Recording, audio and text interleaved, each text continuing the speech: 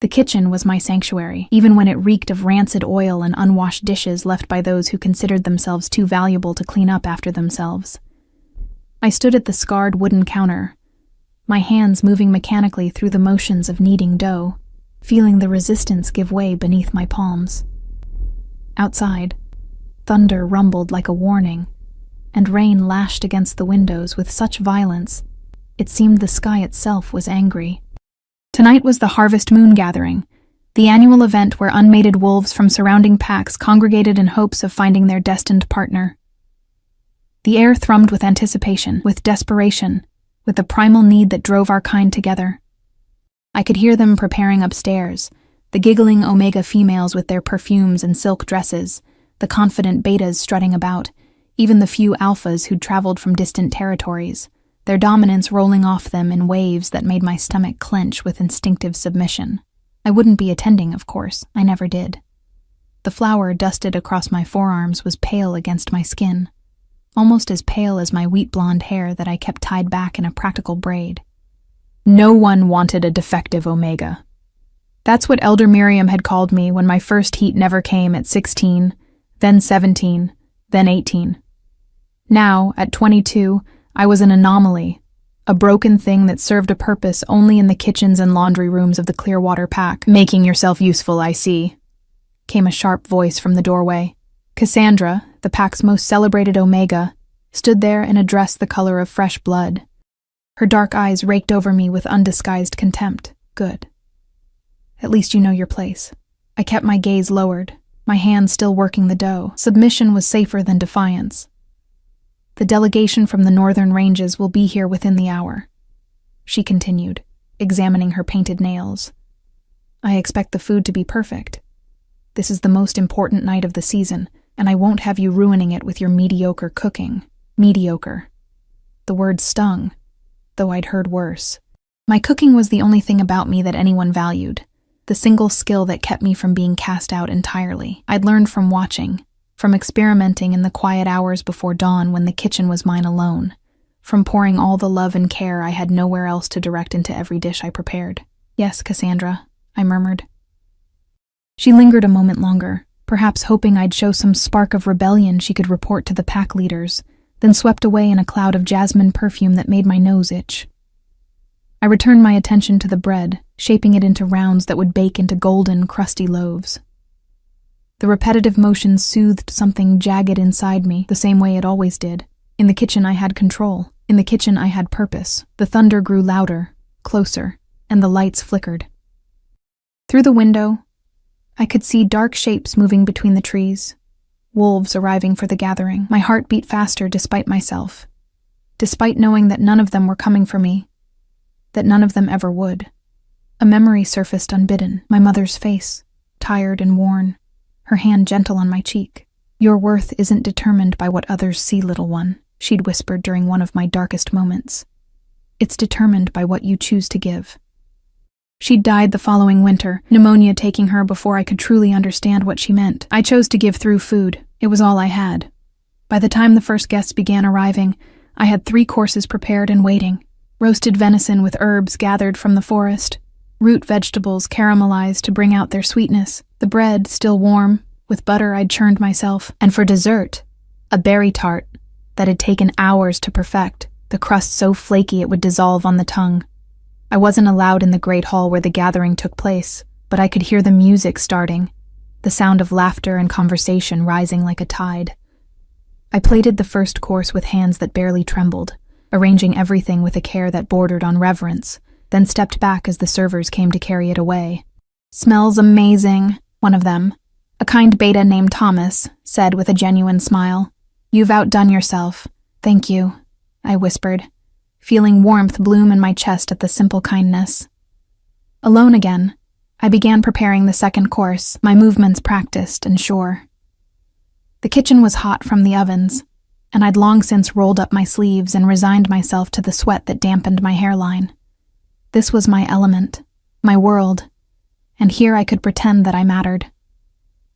The storm outside intensified, wind howling around the building's corners like a living thing. The lights flickered again, and this time they stayed dim for several seconds before strengthening. Unease prickled down my spine, though I couldn't say why. Perhaps it was simply the atmospheric pressure, the electricity in the air that came before lightning struck, or perhaps it was something else entirely. A crash of thunder so loud it shook the building made me jump, my knife slipping and nicking my finger. I hissed in pain, watching blood well up, bright and red. Before I could reach for a cloth, the kitchen door slammed open with such force it cracked against the wall. The wind had done it, I thought at first. Just the wind. But then I saw him. He stood in the doorway, backlit by lightning that turned his silhouette into something otherworldly. Rain poured off him in sheets, soaking his dark clothes, plastering his black hair to his skull. He was massive, taller than any wolf I'd ever seen, broader, with a presence that seemed to fill the entire room despite the kitchen's generous size. Power radiated from him in waves so intense, I felt my knees weaken with the instinctive need to submit, to bow, to acknowledge a dominance that eclipsed anything I'd ever encountered. But it was his eyes that froze me in place. Golden, luminous, and utterly, devastatingly alone. He looked at me, truly looked, and I forgot to breathe. Forgot the blood dripping from my finger. Forgot that I was nothing, nobody, a broken omega who belonged in shadows and silence. "Who are you?" he asked, his voice rough like gravel, like something unused to gentleness. I opened my mouth, but no words came out. The air between us crackled with something I didn't understand, something that made my heart race and my skin flush with heat that had nothing to do with the ovens. He took a step forward, water pooling beneath his boots, and I finally found my voice. "I'm nobody, sir," I managed, the words barely above a whisper. I'm just the cook." His eyes narrowed, gold intensifying as if lit from within. "Just the cook," he repeated. And something in his tone made it sound like he didn't believe me at all. Lightning struck again, so close the thunder was instantaneous, and in that flash of white light, I saw something cross his face. Recognition, perhaps, or shock, or something far more dangerous. He moved closer, each step deliberate, predatory, and I realized with mounting terror and inexplicable hope that he wasn't here for the gathering in the Great Hall. He was here for something else entirely. "What's your name?" he demanded, and it was a demand, an alpha command that made my wolf whimper inside me even as some rebellious part of my soul wanted to resist. "Elena," I whispered, and watched his expression transform into something that looked almost like devastation. The storm raged on outside, but inside the kitchen, in the space between us, the world had narrowed to nothing but his golden eyes and the inexplicable certainty that my life had just changed forever. He didn't move, but his gaze dropped to my hand, to the blood still dripping from my finger onto the floor. Something flickered across his face. Concern, perhaps, or hunger. With our kind, it was sometimes hard to tell the difference. "You're hurt," he said, and the roughness in his voice had softened into something almost gentle. "It's nothing," I replied automatically, finally grabbing a kitchen towel and pressing it against the small wound. "Just careless." "Careless," he echoed, and I couldn't decipher the emotion behind the word. He stood there, this massive stranger dripping rainwater onto my clean floor, studying me like I was a puzzle he couldn't quite solve. "You said you're the cook?" "Yes, sir." The title came naturally. Everything about him demanded respect, deference, acknowledgement of a hierarchy as old as our species itself. "I prepare the meals for the pack, and you're not attending the gathering?" His head tilted slightly, a predatory gesture that made my pulse quicken. I'm not suitable for such events." The admission burned like shame in my throat, but it was the truth. Better to say it plainly than have him discover it himself. "I serve better purposes here." His jaw tightened. "Who told you that?" The question caught me off guard. No one had ever asked before. It was simply understood, an accepted fact of my existence. "Everyone," I said finally. "It's just how things are." "How things are?" He repeated my words again, a habit I was beginning to notice, as if testing them for truth. "And you accept this, did I?" I'd never really considered the alternative. Acceptance was survival. Acceptance meant I had a place. However small, however hidden. I'd have nothing. I accept what I cannot change, I said quietly, turning back to my workstation. The second course needed my attention, and standing here talking to this overwhelming stranger was dangerous in ways I couldn't articulate. I'm sorry, sir, but I have duties to attend to. The guests will be expecting. My name is Nathaniel. The name fell between us like a stone into still water, creating ripples I could feel but not see. And I'm not a guest. I froze, the ladle in my hand suddenly heavy. Not a guest. The words rearranged themselves in my mind, taking on new weight, new meaning. The Northern Ranges delegation. Could he be? You're the Lycan king, I breathed, the realization hitting me like a physical blow. Everyone had heard the stories. Nathaniel Ironwood, the last of the pure Lycan bloodline, a king without a kingdom since the massacre that had destroyed his pack 15 years ago.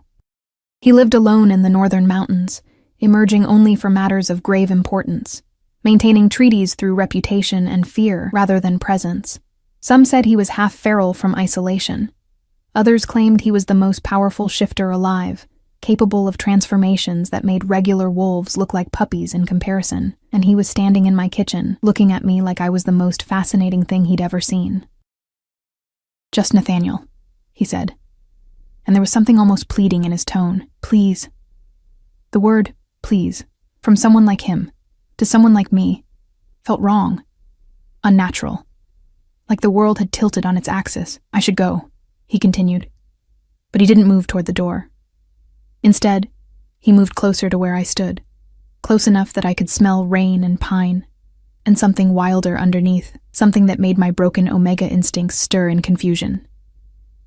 I came here tonight because tradition demanded it, because the pack leaders extend invitations every year that I refuse, and this year... He paused, golden eyes searching mine. This year, something told me to come. My heart hammered against my ribs. The gathering is in the Great Hall, I managed. You should... I can smell them from here, he interrupted, his nose wrinkling slightly. Perfume and desperation and performance. I've been to 100 such gatherings, Elena. They're all the same. He'd used my name. The sound of it in his rough voice did something strange to my insides, made them flutter and twist. But this... He gestured around the kitchen, at the steam rising from pots, at the organized chaos of my workspace, at me with my flour-dusted apron and simple braid. This is real. I didn't know what to say to that, so I said nothing. Outside, the storm was beginning to ease, the thunder growing more distant, though rain still pattered steadily against the windows. What are you making? He asked, nodding toward the stove. Mushroom soup with thyme and cream, I answered, grateful for the return to familiar territory. And roasted root vegetables with a honey glaze. The venison course has already been served. You made all of this? Alone? Yes. I stirred the soup, checking the consistency. It's what I do. It smells incredible. He moved closer still, and I had to tilt my head back to maintain eye contact. This close, I could see the flecks of amber in his golden irises, could see the faint scars that marked his hands and forearms, evidence of battles I could only imagine. May I taste it? The request was so unexpected, so at odds with everything about this surreal encounter, that I almost laughed. Almost. Instead, I ladled a small amount into a bowl and handed it to him with a spoon, hyper-aware of how our fingers brushed during the exchange. He brought the spoon to his lips, and I found myself holding my breath, waiting for his verdict with an anxiety that surprised me. Why did I care what he thought? Why did his opinion matter when I'd long since accepted that my worth was purely functional? His eyes closed as he tasted the soup, and an expression of such pure, unguarded pleasure crossed his face that I felt heat rise to my cheeks. When he opened his eyes again, they were brighter, almost glowing. This is extraordinary, he said. And it didn't sound like flattery, it sounded like truth. You have a gift. It's just soup. I protested weakly. It's not just anything. His intensity pinned me in place. There's love in this. Care. I can taste it. My throat tightened with emotion I had no right to feel. You should join the gathering, I said, desperate to return to normalcy, to the safe predictability of my invisible existence. There are many worthy Omegas there. Beautiful, accomplished. I don't want worthy, he cut me off, and the finality in his tone silenced my protests. I don't want beautiful or accomplished. I've met 1,000 worthy, beautiful, accomplished wolves, Elena, and every single one of them looked at me and saw a king, a prize, a means to an end. He set the bowl down with exaggerated care, as if afraid he might break it. You looked at me and saw a man standing in the rain. I don't understand, I whispered. Neither do I, he admitted, and the vulnerability in those 3 words cracked something open inside my chest. But I'd like to. Will you let me stay, just for a while? Every instinct screamed at me to refuse, to send him away, to protect myself from whatever this was. But there was something in his eyes, that profound loneliness I'd recognized immediately because I knew it so intimately myself, that made refusal impossible. I need to finish preparing the 2nd course, I said instead. But if you want to stay, I won't send you away. Or... The smile that transformed his face was small, almost shy, and completely devastating. Thank you. He settled himself on a stool near the counter, watching as I returned to my work, and for the first time in longer than I could remember, the kitchen didn't feel like a sanctuary, because I was hiding. It felt like a sanctuary because I wasn't alone. The comfortable silence that fell between us was broken only by the sounds of cooking, the sizzle of vegetables, the gentle bubbling of soup, the rhythmic chopping of herbs. Nathaniel didn't speak, but his presence filled the space in a way that should have been oppressive, but somehow wasn't. Tell me about your pack, he said eventually, his voice careful, curious. I hesitated, unsure how much truth to share. Clearwater is stable, well-organized. The Alpha, Donovan, maintains strong alliances with neighboring territories. That's what you'd tell a stranger seeking political information, Nathaniel observed. I'm asking what it's like for you, Elena who cooks, Elena who isn't suitable for gatherings. The perceptiveness of the question made my hands still. No one had ever asked me that before. No one had ever cared about my experience of pack life beyond whether I performed my duties adequately. It's lonely, I admitted, the word escaping before I could stop it.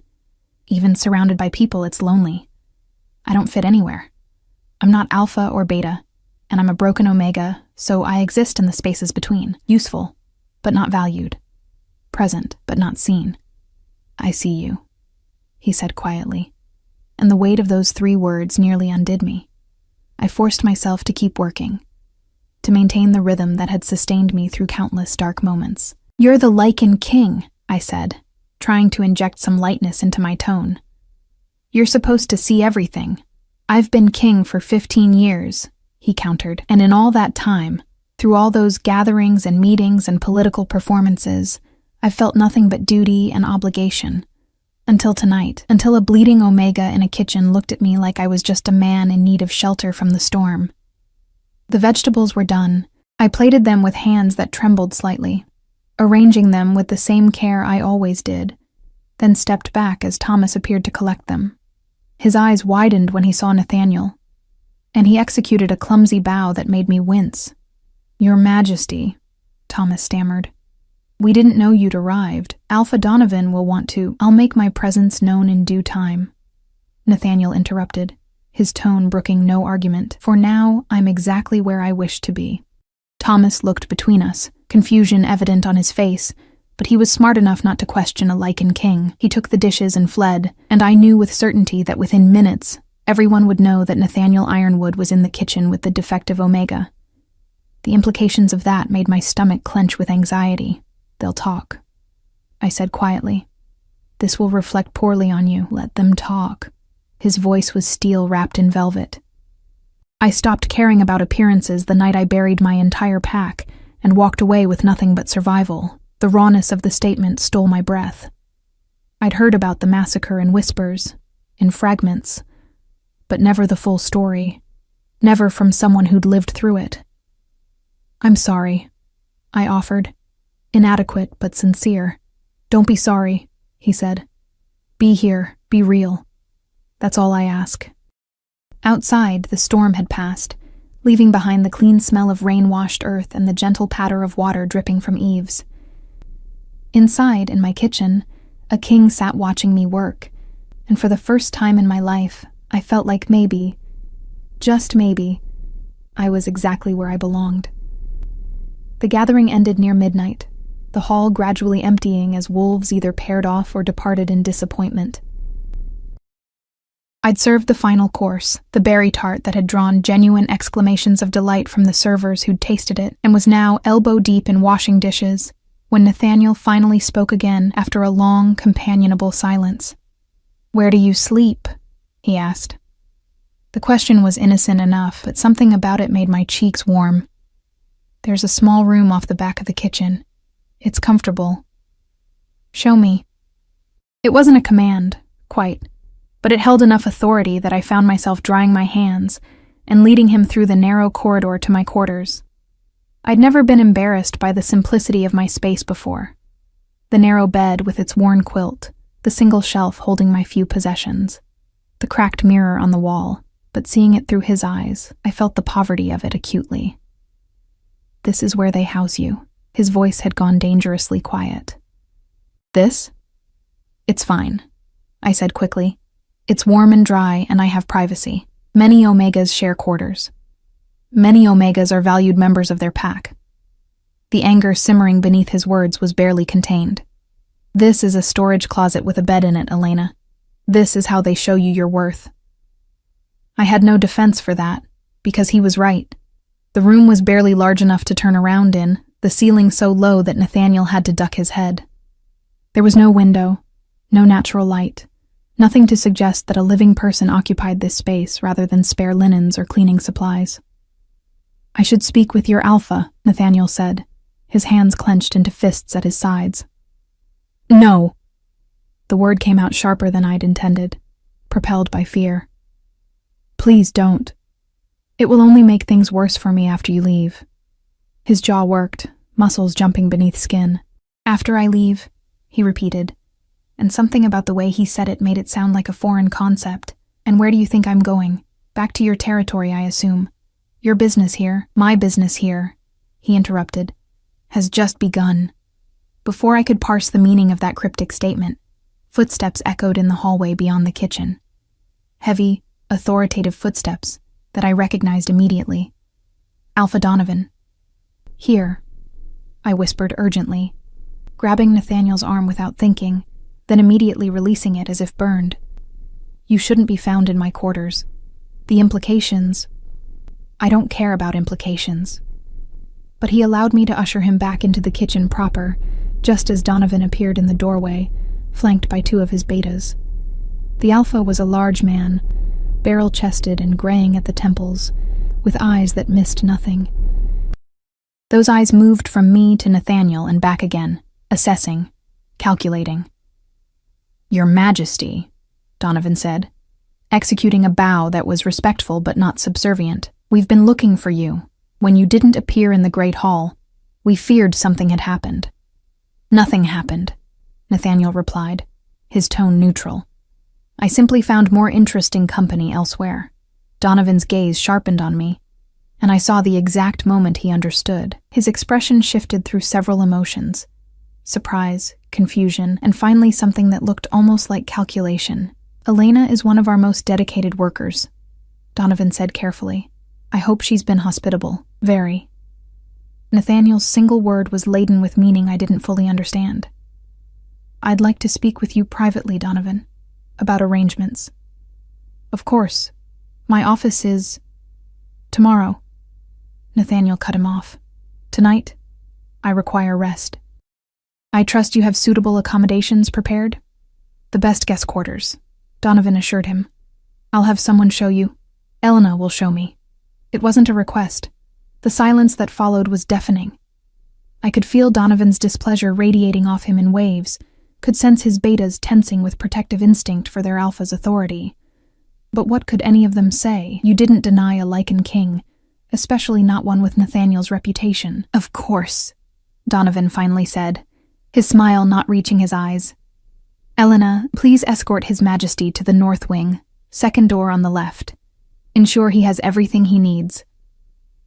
The dismissal was clear. I nodded, not trusting my voice, and gestured for Nathaniel to follow me. As we left the kitchen, I could feel Donovan's stare burning into my back. Could imagine the conversations that would happen the moment we were out of earshot. The pack house was quiet now, most wolves having retired to their quarters or departed entirely. Our footsteps echoed on the wooden floors as I led Nathaniel through hallways I rarely traversed, toward the guest wing where visiting dignitaries stayed. The accommodations here were luxurious compared to my cramped room, spacious chambers with real furniture, windows that looked out over the forest, thick carpets that muffled sound. "This is it," I said, stopping at the designated door. "There should be fresh linens, and the bathroom is stocked with—" "Come inside," Nathaniel said. "Please. Just for a moment." Every instinct screamed at me to refuse. Being found alone with him in a bedroom would destroy what little reputation I had, but those golden eyes held such earnest appeal that I found myself nodding, following him into the room and closing the door behind us. The space was indeed luxurious. A large bed with a thick mattress, chairs positioned near a fireplace, windows with actual curtains.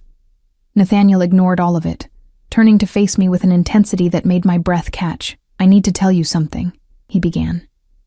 "And I need you to listen without interrupting. Can you do that?"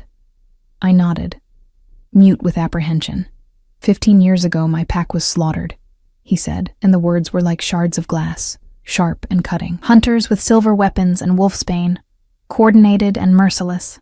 I was 20 years old, newly ascended to my father's title, and I survived only because I was away negotiating with a neighboring pack. When I returned, there was nothing left. No family, no friends, no pack. Just bodies and ashes and the smell of death. My hand rose to my mouth, horror filling me. "I tracked the hunters," he continued, his voice flat, emotionless in the way of someone recounting unbearable trauma. "I killed them all, every single one. And then I went to the mountains, and I stayed there because I couldn't bear to be around other wolves, couldn't bear to rebuild what had been destroyed, couldn't bear to pretend that life simply continued after such loss." "Nathaniel," I whispered, but he shook his head. "I'm telling you this because you need to understand. For 15 years I've been alone. I've attended these gatherings out of duty, met countless wolves, and felt nothing. Nothing but the crushing weight of survival and the emptiness of a life lived in isolation. Until tonight. Until I walked into that kitchen and saw you, and for the first time since the massacre, I felt something other than grief. My heart was beating so hard I thought it might break through my ribs." "What did you feel?" "Recognition," he said simply.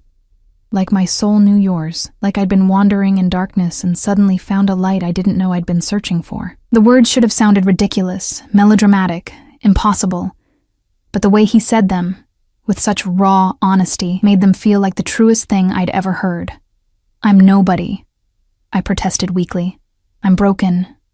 Defective.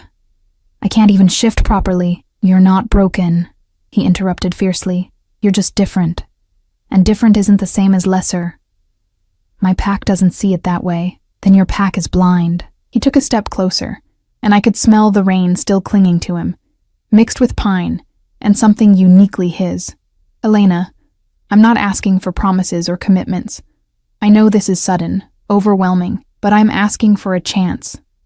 A chance to know you, to spend time with you, to see if what I felt tonight is real or just the delusion of a lonely wolf desperate for connection. And if it's real?"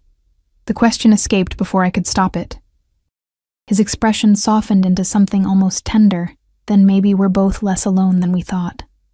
The moment stretched between us, weighted with possibility and fear and hope, so fragile it hurt. Outside, an owl called, its voice lonely in the darkness. Inside, I stood at a crossroads I'd never imagined reaching. "I don't know how to do this," I admitted. "I don't know how to be seen, how to matter to someone." "Neither do I," he confessed. "But maybe we can learn together." There was a knock at the door, sharp and insistent. I jumped back instinctively, putting distance between us, as Nathaniel called out permission to enter. One of Donovan's betas stepped inside, his expression carefully neutral. Apologies for the interruption, Your Majesty. Alpha Donovan requests Elena's presence in his office. Immediately. My stomach dropped. This was it. The reckoning I'd known was coming. Donovan would want to know what had transpired, would want to ensure I hadn't embarrassed the pack or overstepped my bounds. The consequences would be swift and certain. Tell Donovan that Elena is occupied seeing to my needs, Nathaniel said coldly. She'll report to him tomorrow morning. The beta hesitated, clearly torn between his alpha's command and a Lycan king's directive. Finally, he nodded and retreated, leaving us alone again. You shouldn't have done that, I said quietly. You're making this harder for me. Good. There was steel in his voice now, because I'm about to make it much harder. Tomorrow, when I meet with Donovan, I'm going to request permission for you to visit my territory, as my guest. The world tilted beneath my feet. What? No, that's... You can't... I can, and I will. His jaw set in a stubborn line. You said you don't know how to be seen, how to matter. Come with me, Elena. Let me show you a place where your worth isn't determined by pack politics or omega hierarchies. Let me show you what it's like to simply exist without judgment. For how long? The question was barely a whisper. As long as you want. His eyes held mine, unwavering. A day, a week, a month, forever, if you choose. But that choice would be yours, Elena. Always yours. The offer was everything I'd never dared to dream of. Freedom, possibility, escape from the endless cycle of invisibility and service. But it was also terrifying in its magnitude, in the way it demanded I step outside everything familiar, everything safe. I need time to think, I managed. Take all the time you need, he said gently. But know this. Whatever you decide, whatever happens tomorrow or the day after that, you are not nothing. You are not broken. And you sure as hell are worth far more than a place in someone else's kitchen. The conviction in his voice wrapped around me like a blanket, warm and protective. I wanted to believe him, wanted it so desperately it frightened me. I should go, I whispered. Before someone else comes looking, he nodded. But as I turned to leave, his hand caught mine, gentle, questioning, giving me every opportunity to pull away. I didn't. For just a moment, I let myself feel the warmth of his palm against mine, the calluses that spoke of a warrior's life, the slight tremor that revealed he was just as affected by this connection as I was. Good night, Elena, he said softly. Good night, Nathaniel. I slipped out into the hallway, my hand still tingling from his touch, my mind whirling with impossible possibilities.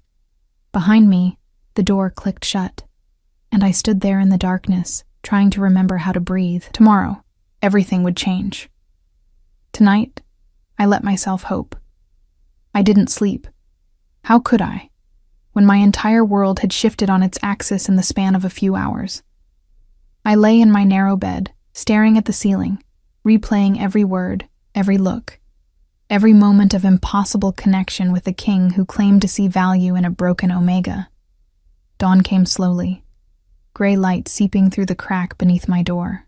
I rose, washed my face in the small basin, and braided my hair with fingers that wouldn't quite steady. Today, I would face Donovan. Today, Nathaniel would make his request.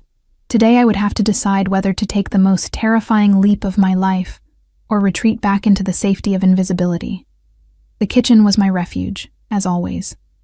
I threw myself into preparing breakfast for the pack, letting the familiar rhythms calm my racing thoughts. Eggs, fresh bread, bacon, fruit. Simple fare that required little creativity but much precision. My hands moved automatically while my mind churned. You look terrible, came a voice from the doorway. Thomas, early as always, concern evident in his kind eyes. Didn't sleep? Not much, I admitted, cracking eggs into a bowl. He moved closer, lowering his voice. The whole pack is talking, Elena. About you and the Lycan king. Cassandra is furious. She'd been planning to catch his attention all week. And Alpha Donovan.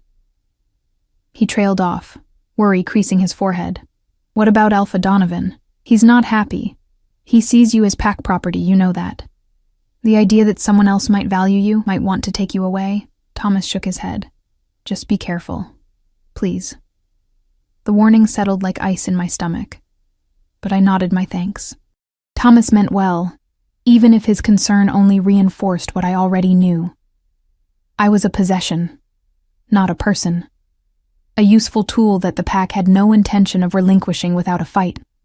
Breakfast service proceeded normally, or as normally as anything could proceed, with half the pack whispering about me and shooting speculative glances toward the kitchen. I kept my head down, focused on my work, and tried not to think about golden eyes and gentle hands and promises of worth. The summons came mid-morning. A stiff-faced beta I didn't know well appeared in the kitchen doorway and informed me that Alpha Donovan required my presence in his office immediately. Nathaniel would be there as well. My heart hammered as I removed my apron, smoothed my simple dress, and followed the beta through the pack house. Donovan's office was on the second floor, a large room dominated by a massive desk and shelves lined with books and territorial maps. The Alpha sat behind his desk, expression unreadable. Nathaniel stood by the window, looking out over the forest, his posture rigid. "Elena," Donovan said, gesturing to a chair. "Sit." I sat, hands folded in my lap, trying to project calm I didn't feel. "His Majesty has made an interesting request," Donovan continued, his tone measured. "He wishes for you to visit his territory as his personal guest for an indefinite period." I said nothing, waiting. "As your Alpha, I'm concerned about this arrangement." Donovan leaned back in his chair, fingers steepled. "You're a valued member of this pack, Elena. Your skills in the kitchen are significant. To lose you, even temporarily, would be disruptive."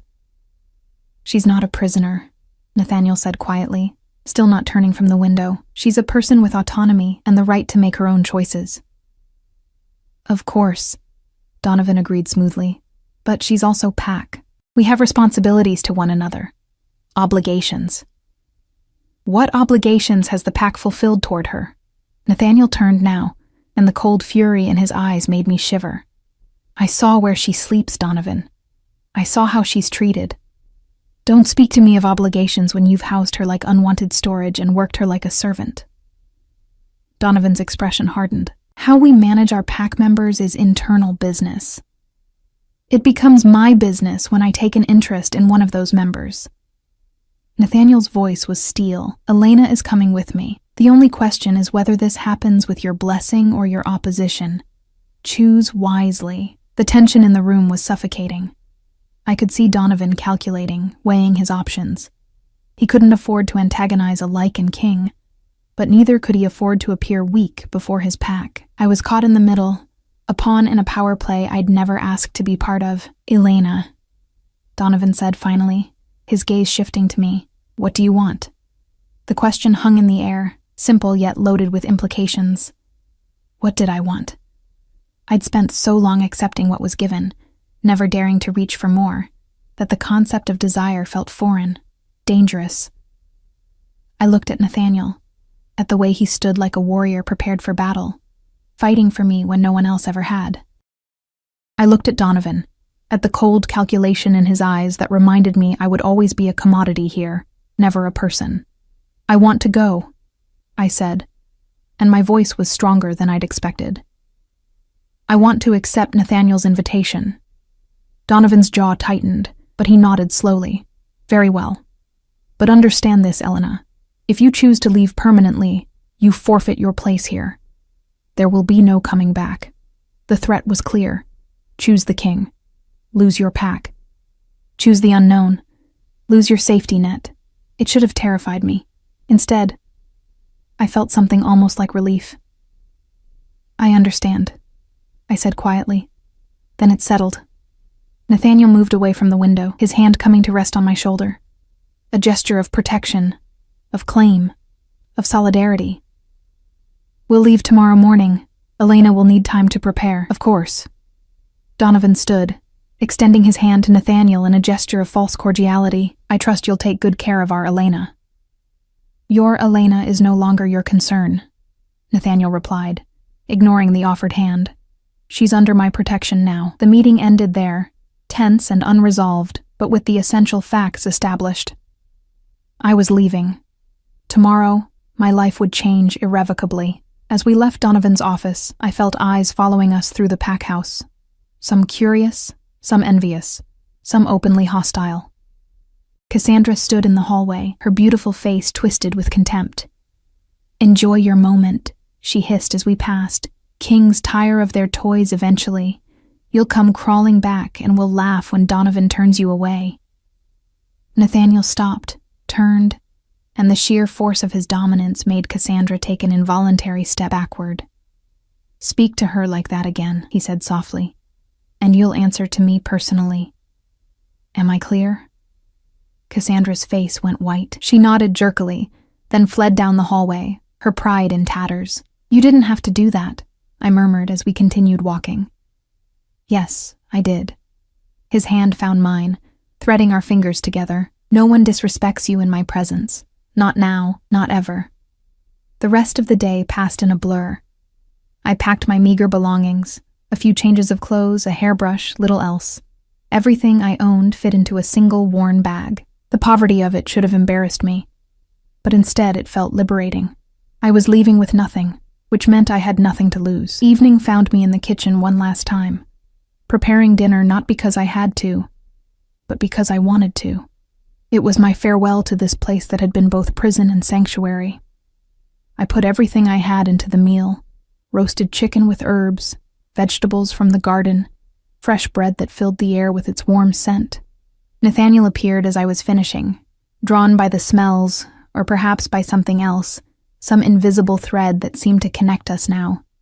He watched me work in silence, and the companionship of it felt natural, right. "Will you miss this?" he asked eventually.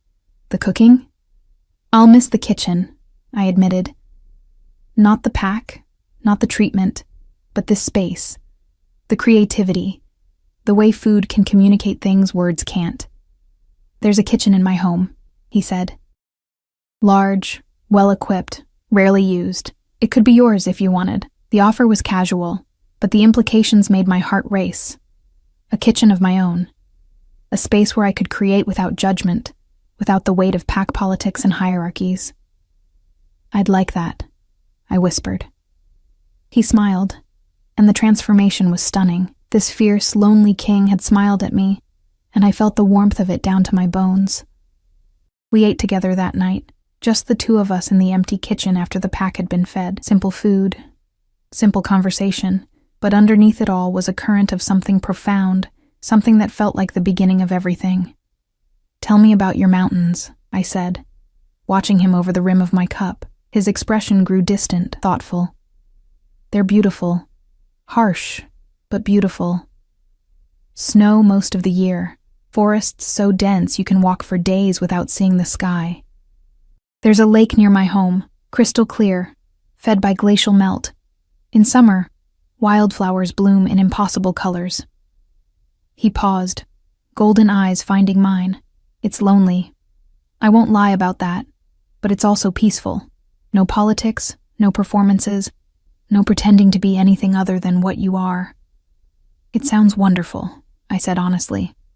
"It will be better with you there." The certainty in his voice wrapped around me like a promise. Later, much later, he walked me back to my small room one last time. We stood in the narrow doorway, neither of us quite ready to say goodnight. "Are you frightened?" he asked softly. "Terrified," I admitted, "but also hopeful." "Is that strange?" "No." His hand came up to cup my cheek, thumb brushing across my skin with devastating gentleness. "It's brave. You're brave, Elena, even if you don't see it yet." I leaned into his touch, letting myself feel safe for just a moment. "What if I disappoint you? What if I'm not what you think I am?" "Impossible." His voice was firm. "You're exactly who you are, and that's all I want. No performances, remember? Just you, real and honest and here." The kiss, when it came, was soft and questioning, his lips barely brushing mine before pulling back to gauge my reaction. My first kiss, at 22, with a king in a storage closet that had been my home. It should have been absurd. Instead, it felt perfect. "Sleep," he murmured against my forehead. "Tomorrow is a new beginning." He left me there, trembling and alive and more terrified than I'd ever been. I packed the last of my things, changed into my night clothes, and lay down on the narrow bed for the final time. Through the thin walls, I could hear the pack house settling for the night. Footsteps, voices, the familiar sounds of communal living. Tomorrow I would leave all of this behind. Tomorrow I would step into the unknown with a king who saw value in a broken Omega. Tomorrow I would discover if I was brave enough to believe him. I closed my eyes and let myself dream of mountains and wildflowers, and a life where I was seen, valued, whole. And for the first time in years, the dreams didn't feel impossible. They felt like tomorrow. The journey north took 3 days. We traveled in Nathaniel's vehicle, a sturdy truck built for mountain roads, leaving behind the Clearwater territory as dawn broke across the forest. I watched the pack house disappear in the side mirror, felt the weight of my old life falling away with each mile. Thomas had hugged me goodbye, eyes bright with unshed tears. The rest of the pack had watched in silence, some curious, some resentful, all uncertain about what my departure meant. Donovan had not come to see me off. Nathaniel drove with quiet confidence, one hand on the wheel, the other occasionally reaching across to squeeze mine, a gesture of reassurance that became more natural with each repetition. We talked during those long hours, sharing pieces of ourselves in the safe cocoon of the truck's interior. He told me about his childhood, about parents who'd loved fiercely and died violently. I told him about my mother, about growing up different, about the slow erosion of self-worth that came from being constantly reminded of your inadequacy.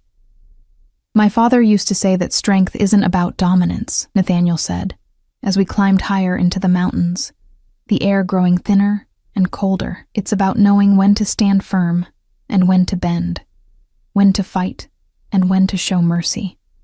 His hands tightened on the wheel. I forgot that. After the massacre, I became all hardness, all edges. But watching you in that kitchen, seeing how you turned something as simple as cooking into an act of love and care, it reminded me of what I'd lost. I'm not strong, I protested. I spent my whole life accepting mistreatment because I was too afraid to stand up for myself. You survived, he countered. You found purpose and meaning in impossible circumstances. You created beauty where others saw only function. That's not weakness, Elena. That's resilience. The word settled into my chest, taking root in soil that had been barren for too long. On the second night, we stopped at a small inn run by wolves who greeted Nathaniel with genuine warmth, their eyes widening when he introduced me as his guest. The innkeeper's mate, a kindly older Omega named Ruth, showed me to a room and lingered to chat. He's been alone too long, that one, she said, smoothing the quilts on the bed. We've worried about him, isolated up in those mountains with only ghosts for company, but the way he looks at you, she smiled, her eyes crinkling. That's not loneliness anymore, that's hope. That night, Nathaniel knocked on my door and asked if I'd like to see the stars. We climbed to the inn's roof, bundled in blankets against the cold, and lay side by side looking up at a sky so vast and brilliant it took my breath away. He pointed out constellations, told me the old wolf legends associated with each one, his voice soft in the darkness. My mother used to say the stars were the eyes of ancestors watching over us, he murmured. After she died, I found that comforting. The idea that she was still there, somehow. Still seeing me. I found his hand beneath the blankets, threaded my fingers through his. Do you think they approve of this? Of us? I think, he said slowly, that they would want me to be happy, Elena. Happier than I've been in 15 years. We kissed under those stars, and this time there was no hesitation. No uncertainty, just warmth and want, and the tentative beginning of something that felt like healing. The third day brought us to his territory. The mountains rose around us like ancient sentinels, their peaks white with snow that never fully melted. Pine forests so dense they seemed to swallow sound, and there, nestled in a valley beside the crystal lake he'd described, stood his home. It was smaller than I'd expected. More cabin than castle, built from timber and stone that blended seamlessly into the landscape. Smoke curled from the chimney, and I realized with a start that he must have someone maintaining the place in his absence. It's not much, he said, suddenly uncertain. not compared to a traditional pack dwelling, but it's home. It's beautiful, I breathed, and meant it. He carried my bag inside, and I followed, stepping into a space that was both rustic and welcoming. Large windows overlooked the lake. A fireplace dominated one wall, with comfortable furniture arranged before it. And through an archway, I glimpsed what had to be the kitchen, large and sunlit, with copper pots hanging from hooks and counters that begged to be used. The caretaker left supplies, Nathaniel said, gesturing vaguely. But I sent word that we wouldn't need her services while you're here. I wanted it to be just us, if that's all right. More than all right, I assured him, already moving toward the kitchen like a compass finding north. It was perfect, better than perfect. Everything I could have dreamed of and more. I ran my fingers along the counters, examined the spice rack, opened cupboards to find them well stocked with ingredients that made my creative mind spin with possibilities. I could make something, I said, turning to find him watching me with an expression of such tender amusement it made my heart skip. For dinner, if you'd like. I'd love nothing more. He moved closer, wrapped his arms around me from behind, resting his chin on top of my head. But first, let me show you the rest of the house. Your room is upstairs, though I hope you'll consider it more of a formality than a necessity. Heat flooded my cheeks at the implication, but I didn't pull away. Instead, I leaned back into his embrace, letting myself feel safe, wanted, home. The days that followed developed a rhythm all their own. I cooked, experimenting with new recipes and old favorites, pouring love into every dish. Nathaniel chopped wood, maintained the property, and watched me with eyes that grew warmer with each passing hour. We talked for hours, about everything and nothing, filling in the gaps of each other's histories. We walked by the lake, swam in its frigid waters, lay in meadows dotted with wildflowers as he'd promised, and slowly, carefully, we learned each other in ways that went beyond words. He was gentle with me, always. But there was passion beneath the gentleness, a hunger that matched my own, a need that had been denied for too long. Our first time was clumsy and sweet, both of us navigating unfamiliar territory with patience and humor. But it was also profound, a joining that felt like puzzle pieces finally clicking into place. I love you, he whispered against my skin afterward. And the words didn't frighten me the way I'd expected them to. I love you too, I whispered back, and felt the truth of it settle into my bones. 2 weeks into my stay, a messenger arrived from Clearwater. Nathaniel met him outside while I watched from the window, anxiety coiling in my stomach. When he returned, his expression was grim. "Donovan wants you back," he said flatly. "He's claiming that your absence has disrupted pack operations, that you left under duress, that I coerced you." My hands clenched into fists. That's ridiculous. He knows I chose to leave, I know. But he's using pack law to make trouble, threatening to bring a formal complaint before the regional council. Nathaniel's jaw was tight with barely controlled anger. He sees you as property, Elena. As a resource he's entitled to. What do we do? He pulled me close, fierce and protective. We go back, we face him, and we make it clear publicly and formally that you're not pack anymore. You're mine. The word should have bothered me, the possessiveness of it, the claim. But in Nathaniel's mouth, it didn't mean ownership. It meant belonging. It meant home. We returned to Clearwater 3 days later, and this time there was no skulking arrival in the rain. Nathaniel strode into the pack house with me at his side, his hand firm on the small of my back, his dominance rolling off him in waves that made even the alphas in the room lower their eyes. Donovan waited in the great hall, flanked by his council, looking smug and confident. That confidence faltered when he saw us, saw the way I stood tall beside Nathaniel, the way I met his gaze without flinching, the subtle changes that 3 weeks of being valued had wrought. "Elena," Donovan said, his tone falsely warm, "we're glad you've returned. I trust His Majesty treated you well during your visit." "More than well," I replied, my voice steady. "He treated me like I mattered, like I was worth something beyond my utility." Murmurs rippled through the assembled wolves. Cassandra stood near the back, her expression sour.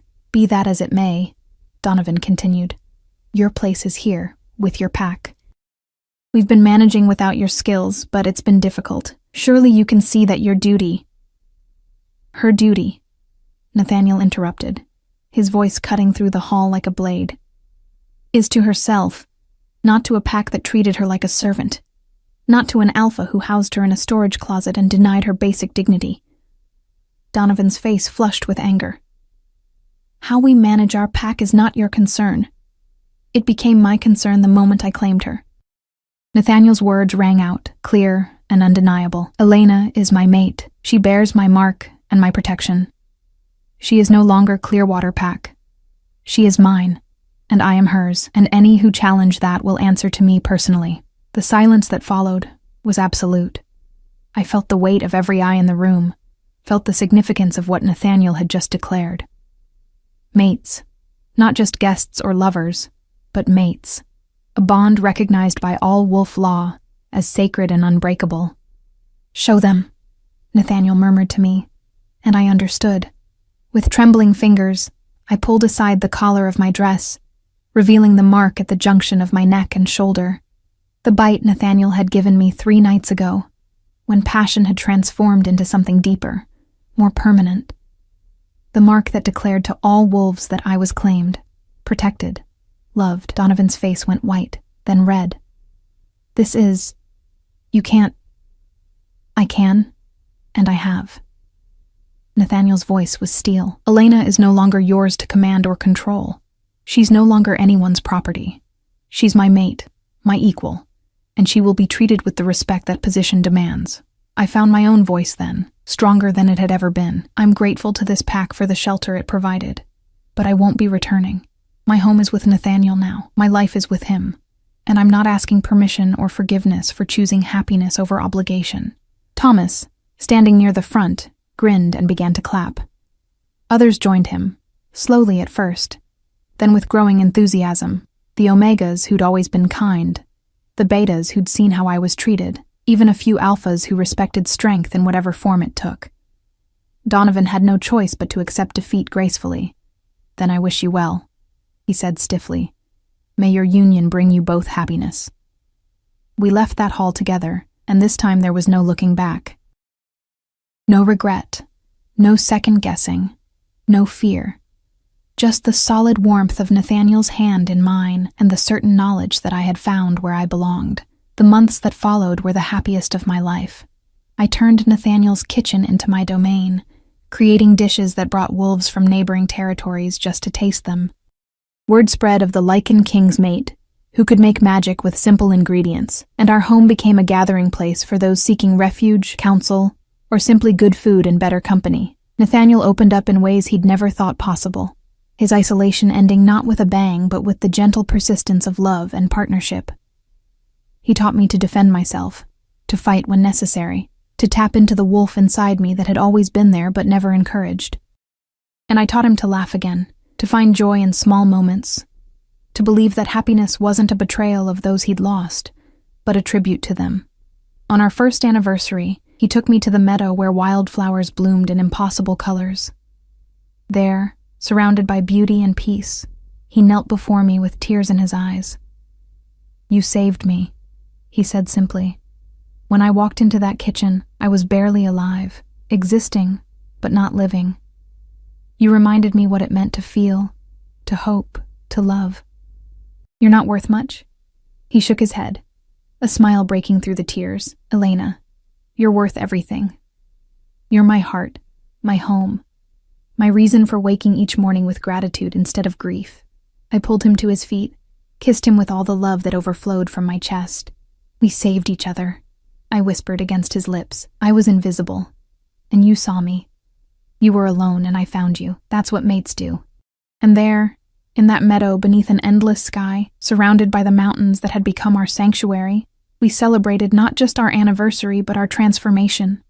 From broken to whole, from lonely to beloved, from lost to found.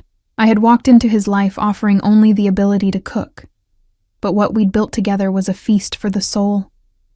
Nourishment that went far deeper than food, sustenance that would carry us through whatever challenges lay ahead. I was Elena, mate to the Lycan king. Not because of what I could do, but because of who I was. Not despite my differences, but including them.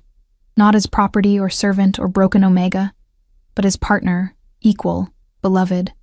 And that, I finally understood, was worth everything.